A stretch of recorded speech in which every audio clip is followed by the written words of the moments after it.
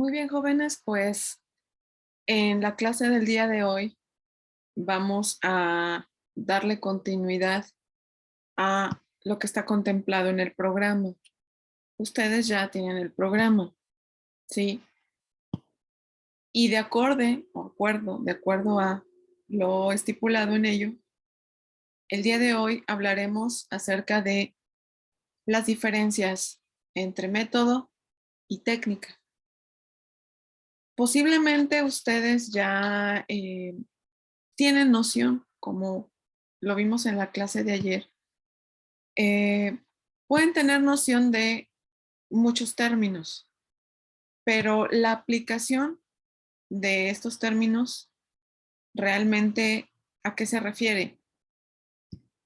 Y hablando de metodología de la investigación, es importante saber qué significa método y cuál es la diferencia entre método y técnica.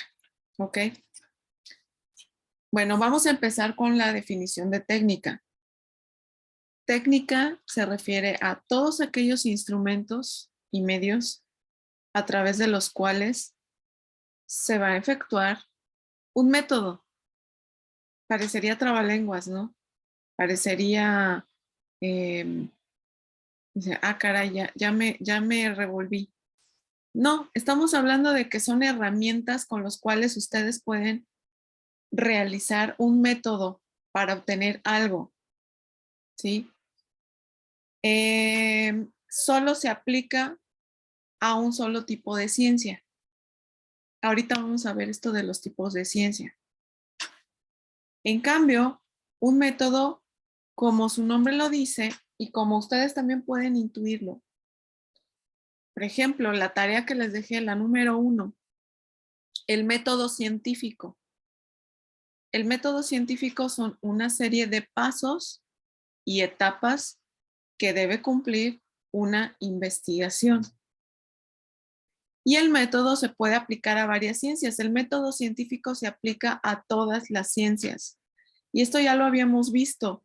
Ciencias sociales, que estudia, por ejemplo, el derecho. Vimos en la clasificación de Mario Bunge, ¿se acuerdan? Sí, la clasificación de Mario Bunge hablaba de la clasificación de las ciencias, ciencias sociales, ciencias de la salud, ciencias naturales, etcétera. Ciencias sociales, por ejemplo, está el derecho, la antropología, la psicología. Ciencias naturales, está la medicina, está la biología, está también química, está agronomía, las ciencias agropecuarias. Bueno, el método científico, que son esta serie de pasos y etapas bien establecidos para un proyecto de investigación, se aplica a todas las ciencias. Y la técnica no. La técnica se aplica a una sola ciencia. ¿Por qué decimos que una se aplica, en este caso la técnica, se aplica solo a una ciencia? Porque ¿cómo voy a aplicar, por ejemplo, la Constitución que ahorita nos rige de 1917 en cuestión de una ciencia social como es el derecho? ¿Cómo voy a aplicar esa Constitución en ciencias agronómicas? Dicen, bueno, puede ser por el artículo 27, ¿sí? Que habla de cuestiones de tierras, sí, pero no habla, por ejemplo, de cuestiones de siembras. La Constitución actualmente no menciona algo referente a ello. ¿O cómo voy a aplicar eh, un psicoanálisis a, a un método agropecuario? No sé si me explico. ¿Sí? Una técnica de psicoanálisis. ¿Cómo la voy a aplicar a un método agropecuario? Pues no tiene ni pies ni cabeza ni ninguna aplicación, ¿no? Porque el psicoanálisis es de psicología, es para una sola ciencia. Y pues para un método de ciencias agronómicas, pues no tiene cabida. ¿Cómo voy a aplicar una técnica de siembra a un paciente con cáncer? Pues no tiene nada que ver la agronomía con un paciente de cáncer. que tenga que ver con la salud de ese paciente, ¿sí? A eso me refiero.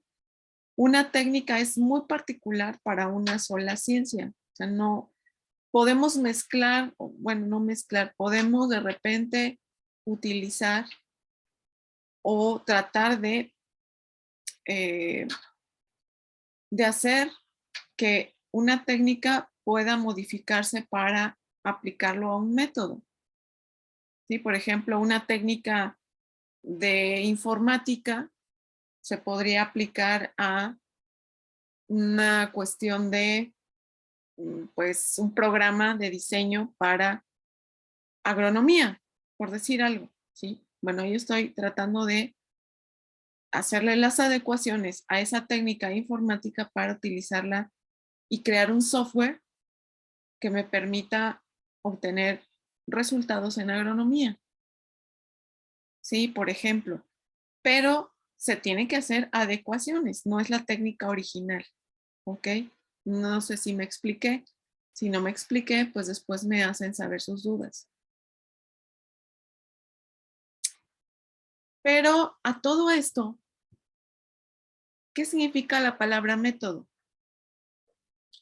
La vamos a romper esta palabra, la vamos a desmenuzar de acuerdo a su etimología.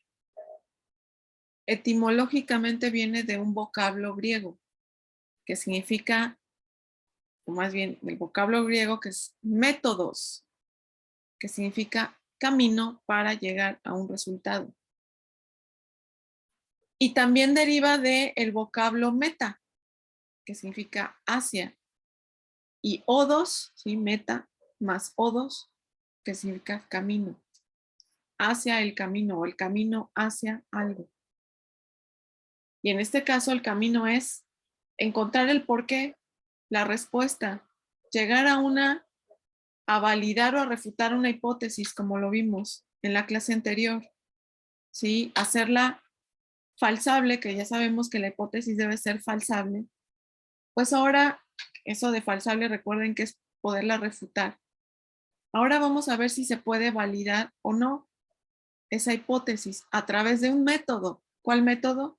Pues el método científico, que ustedes ya me hicieron esa tarea, ¿sí? Entonces, es el camino hacia una investigación y esa investigación es para encontrar una respuesta, solución a un problema, que recuerden, es la premisa que deben de tener para su proyecto de investigación.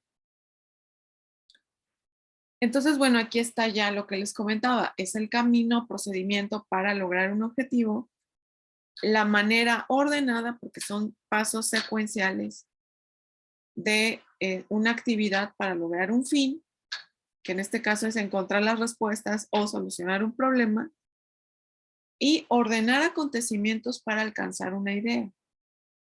Esas son las tres definiciones que aplican para esta palabra llamada método.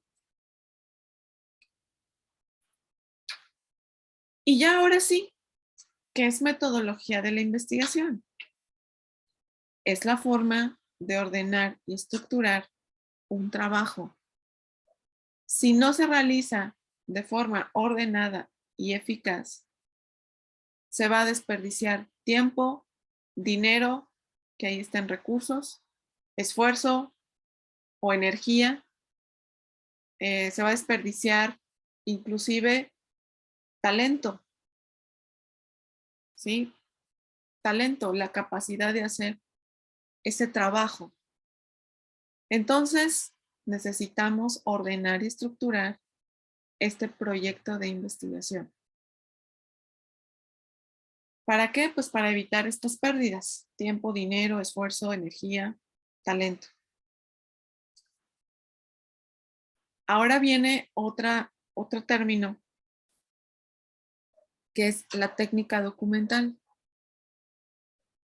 Recuerden que para su proyecto de investigación ustedes deben de basarse en documentos, respaldo teórico, todo lo que está en la bibliografía, ustedes lo van a requerir para darle un sustento a eso que quieren investigar. Yo no puedo, por ejemplo, decir, el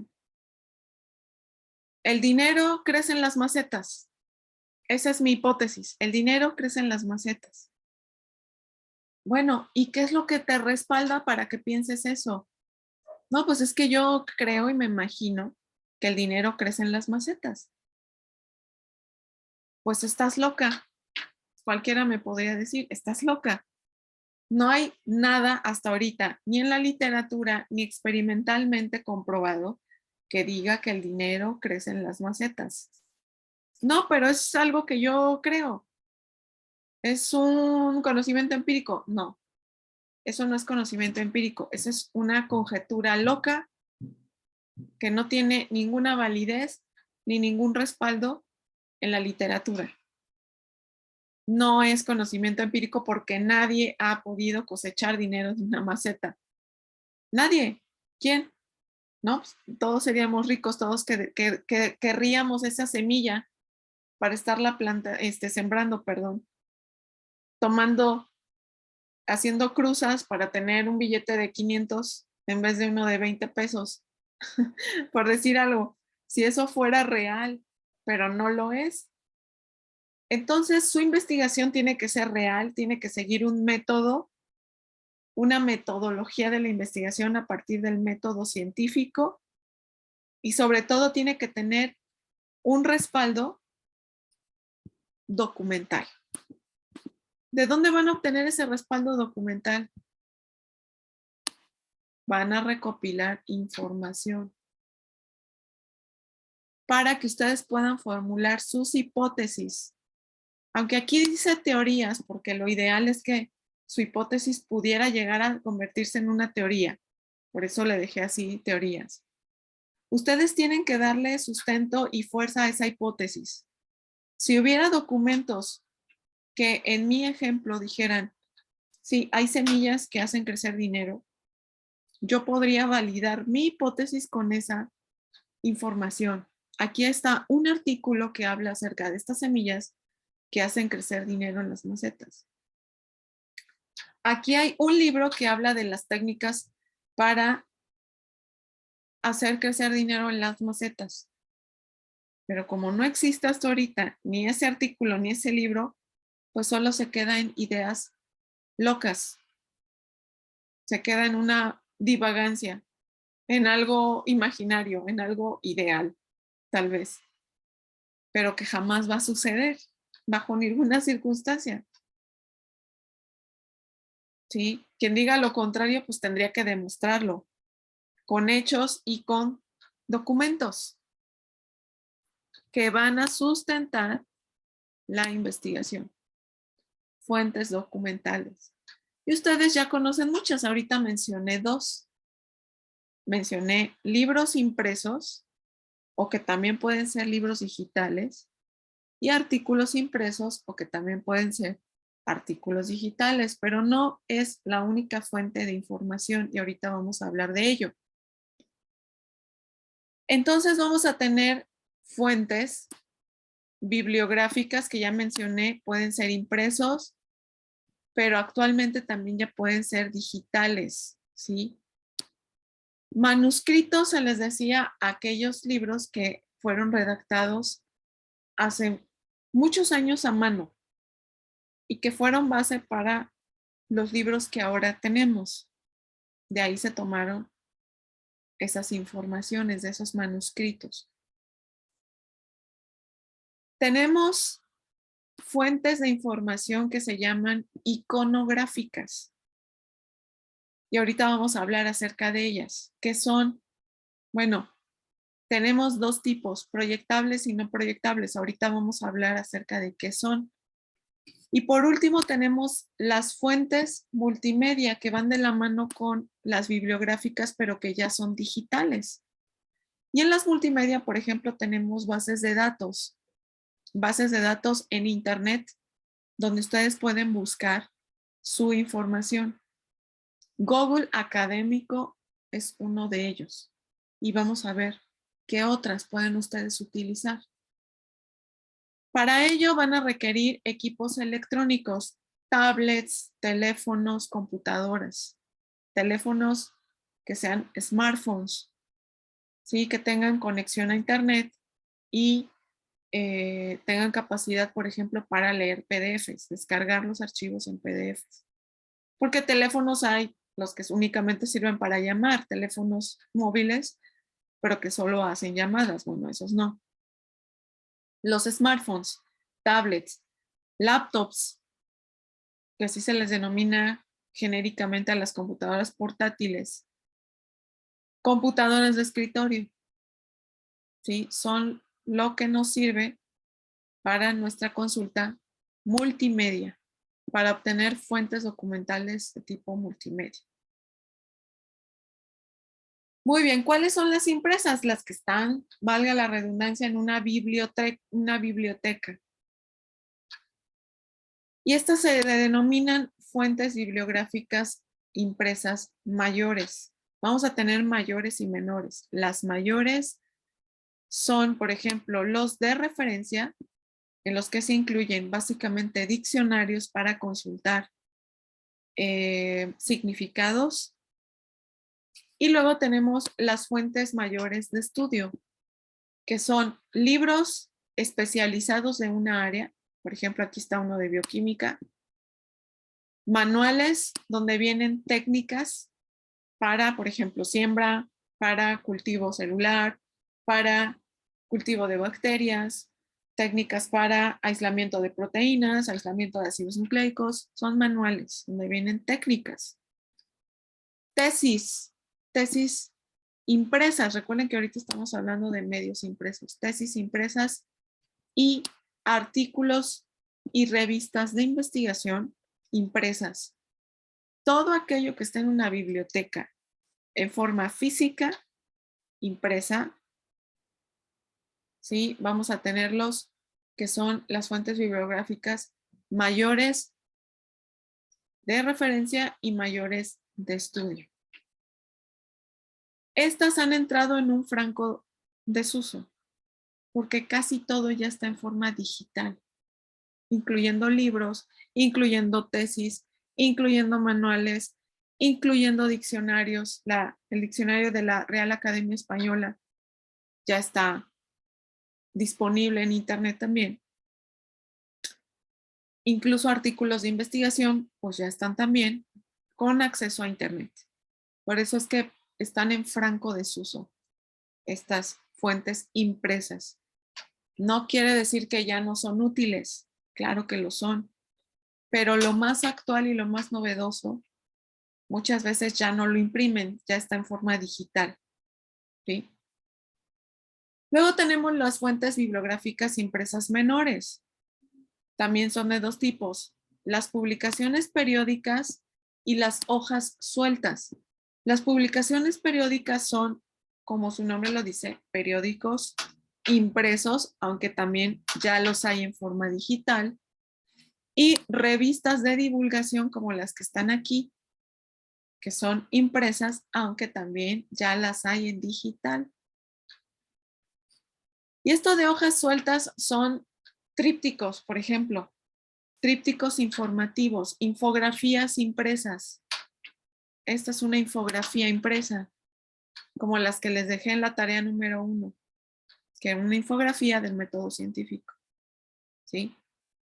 También ya están en franco desuso porque ya casi todo se maneja, por ejemplo, por redes sociales.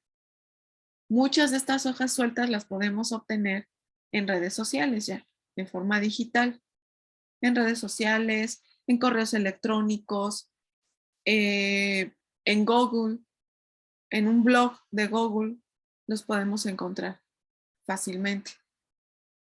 También están en desuso ya, ¿sí? Ya periódicos impresos también cada vez hay menos, revistas impresas también cada vez hay menos. Todo está tendiendo a la digitalización, si no se han dado cuenta. Las redes sociales están cargadas, por ejemplo, Facebook, si tienen Facebook, se podrán dar cuenta que está cargado de todas las fuentes periódicas, las publicaciones periódicas las pueden encontrar en Facebook o en Twitter o en YouTube incluso. Está el periódico El Universal, está el periódico La Jornada, están ya prácticamente en forma digital y tienen sus propias páginas de internet también. Entonces, casi todo esto de las fuentes de consulta tienden ya hacia la completa digitalización. Va a haber un tiempo en que, pues, tener una biblioteca va a ser como solo un recuerdo que existió hace muchos años, porque ya todo va a estar digitalizado, ¿sí? Tener un libro va a ser como un libro impreso, va a ser como, wow, te tocó la época de los libros, te tocó la época de las revistas impresas, viviste en la época de los periódicos impresos porque ya no los hay más, todo está en forma digital. Y bueno, estos manuscritos que les comentaba, que no son más que los primeros textos que surgieron como fuente de conocimiento, ¿sí? Que fueron manuscritos, o bueno, fueron escritos, como su nombre lo dice, a mano. Manu viene de mano, escrito a mano, eso significa manuscrito, ¿sí? Esta información, alguien la redactó, 300 páginas fueron redactadas a mano hace cientos de años, siglos, y por eso, por el tiempo, muchos de estos manuscritos están ya en museos. Fuentes de consulta como tal, o sea, yo pedir que me presten un libro de el siglo XV, pues no me lo van a prestar, jamás, porque eso ya es más bien una reliquia. Pero fueron la base de muchos libros que ahora ya podemos consultar en la biblioteca, impresos o digitales, ¿sí? Fueron la base del conocimiento. Estos papiros, estos manuscritos que aquí podemos ver, se pueden desenrollar, se podían, porque ahora ya, si los movemos tantito, pues se corre el riesgo de que se deshaga prácticamente en el aire. El papel o la piel donde se hizo la redacción de este conocimiento. Entonces, básicamente esos están en museos nada más y no hay acceso al público, únicamente para verlos de lejos, porque son reliquias. Y, por ejemplo, la Biblia. La Biblia tuvo su manuscrito original. No sé, desconozco si todavía existe ese manuscrito original y si está y si existe, ¿dónde están? No lo sé. Pero pues todas las copias surgieron del manuscrito original. Las copias que posiblemente ustedes conozcan a alguien o de su familia que tengan ahí la Biblia en sus casas, en las iglesias viene de un manuscrito de este tipo, original. Les digo, desconozco si existe o no existe todavía ese manuscrito. Tenemos las fuentes iconográficas, que básicamente son imágenes. Imágenes que pueden ser proyectables, por ejemplo, a través de pinturas, fotografías, carteles, ilustraciones, museos donde están pegados o exhibiéndose estas imágenes. Iglesias, ustedes saben que las iglesias están muchas veces con imágenes. Y pueden ser de diferentes clases, dependiendo del área donde vamos a utilizar esa fuente iconográfica. Puede ser artística, puede ser científica, donde vamos a colocar, por ejemplo, las partes de una semilla, las partes de una planta. Es una imagen científica. Puede ser educativa, con cuestiones de publicidad, como esta que estaba aquí, ¿sí? Ahí es una mezcla entre iconográfico y documental. Propagandística también, ¿sí? Los panfletos, bueno, no panfletos, los trípticos que en la calle nos dan, que contiene información, teléfono, costos a veces, propaganda acerca de un partido político que también nos entregan a veces en las calles. Una invitación donde venga una foto familiar, etcétera, o con fines religiosos también. Y pueden ser también proyectables o no proyectables. Puede ser de ambos estilos, las fuentes iconográficas.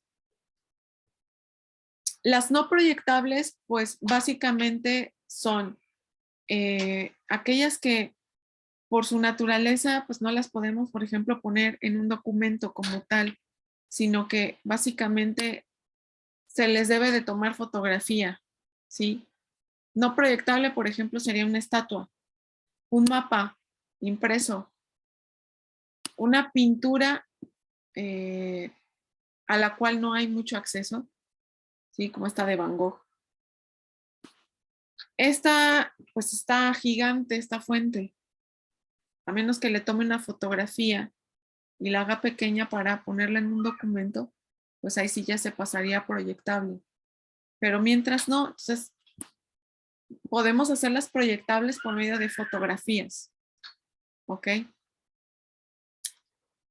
Y por último, para terminar esta sesión, tenemos las fuentes multimedia,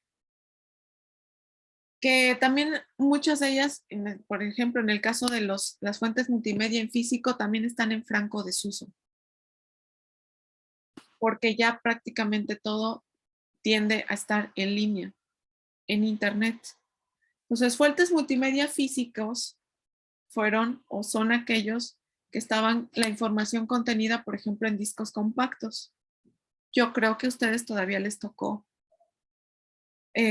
obtener información que estaba guardada en discos compactos o guardar información en discos compactos. Información contenida en USBs o en discos duros. ¿Sí? A veces venden libros piratas que vienen guardados en una USB o en un disco compacto. ¿Sí? Por ejemplo, hace muchos años vendían las enciclopedias en discos compactos. A veces eran 3 discos compactos que tenían pues los volúmenes de las enciclopedias, de la A a la D, de la E a la M y de la M a la Z, ¿sí? Para búsqueda de conceptos. Originales, estos discos costaban, bueno, eran costosos, muchas veces no era de fácil acceso económico. Estoy diciendo que en aquellos años, remontándonos, por ejemplo, al año 2000, yo era todavía pequeña, pero lo recuerdo. ¿Qué costaría una enciclopedia original? Quizá unos 1,500 pesos. Para aquellos años era muchísimo dinero. Ahorita, pues, puede ser accesible o no, pero ya no es tan costoso, ya han pasado 20 años, más de 20 años. ¿Y qué pasó? Que como eran muy costosas las enciclopedias originales, pues mucha gente empezó a hacer copias fraudulentas de esos discos. Piratas, como le llaman, una copia pirata. La enciclopedia, el disco, pero en formato pirata, ¿sí? Y ahora costaban 15 pesos, o sea, el 10% del costo original. No, pues mucha gente prefería de forma clandestina comprar. Bueno, no tan clandestina, porque muchas veces en los puestos ya estaban ahí exhibidos. Enciclopedia tal, llévese su disco. Es más, hasta las películas, ahora documentales, películas, por muchos años se comercializaron con discos. Luego vinieron las comercializaciones, pero no, ya no en discos, sino en USBs. Y ya pues están en franco desuso porque ahora ya prácticamente todo está en Internet, incluyendo en las redes sociales. De hecho, otros alumnos de otra materia que imparto me preguntan de libros que recomiendo de esa materia que yo les doy. Digo, bueno, es que están un poco costosos. Dice, no, no, no, no. Es que en Telegram vienen links para descargar los libros. O sea, prácticamente, pues ya aquí es un fraude, claro que es un fraude, pero yo no estoy fomentando, ellos me platicaron eso. ¿Ok? Hay mucha gente que lo hace. Sí, aquí pues las editoriales son las que tienen ahí un problema, ¿sí? De que pues prácticamente sus libros Ya no se están copiando en discos ni en USB, sino que están en forma clandestina en Internet. Ok, entonces, bueno, aquí ya es criterio de cada uno. La biblioteca de la Universidad de Guadalajara, bueno, del CUPA, tiene accesos a revistas científicas en línea, ¿sí? De forma gratuita, le voy a poner entre comillas. Ustedes pueden consultarlas, no sé si de forma remota, no estoy segura, o sea, desde sus casas, pero desde internet, en el CUPA sí pueden consultar artículos y revistas científicas de la biblioteca, ¿sí? Se paga una suscripción anual la universidad a esas revistas. Bueno, pues aquí voy a terminar esta sesión, pero recuerden que aquí viene la tarea que ustedes deben de hacer. La tarea que ustedes deben de hacer va a ser un texto que les voy a enviar por correo, ¿ok? Y a partir de ese texto que les voy a enviar por correo, ustedes me van a responder estas 5 preguntas. 4 de ellas están directamente relacionadas al texto. So, ahorita le ponen pausa al video y las pueden copiar, ¿sí? Primer pregunta. ¿A qué o cuál es el contenido de la lectura? Resúmenlo en 5 renglones máximo. ¿De qué trata? Según su percepción. ¿Sí? No me copien y peguen párrafos de la lectura, simplemente léanla. Es muy interesante esta lectura. Desde mi punto de vista no es aburrido.